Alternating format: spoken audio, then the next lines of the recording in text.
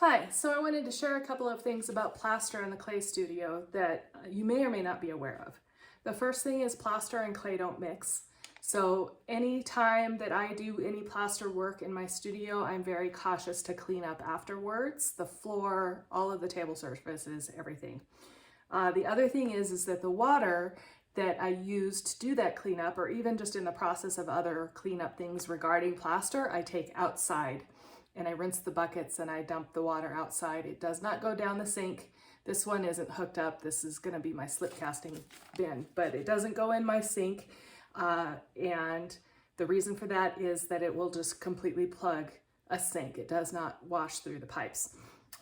So clay and sinks are not plaster's best friend. The other thing I wanted to say is that these molds need to be cleaned up. You just watched me sand all the edges and smooth some things out. That's to help minimize any damage that might happen to the mold.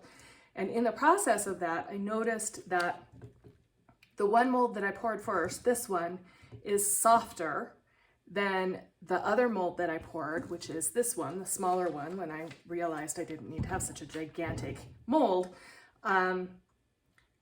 is harder and drier. This one's wetter, this one's drier. And I think it's because of the percentage of plaster to the percentage of water I used when I mixed it up. So what I started with was 1 quart of water to 2.85. Okay, so I have a correction that I need to make. I made reference to a measurement of water and plaster earlier, and I said follow Linda Arbuckle's measurements, and that is actually her measurement, but I said it backwards, and so it sounded wrong when I said it out loud. So the way that this works is plaster is a larger number than water. There has to be more plaster by weight than water by weight. So, for example, 2 quarts of water is going to weigh 1,893 grams. Plaster needs to weigh 2,586 grams.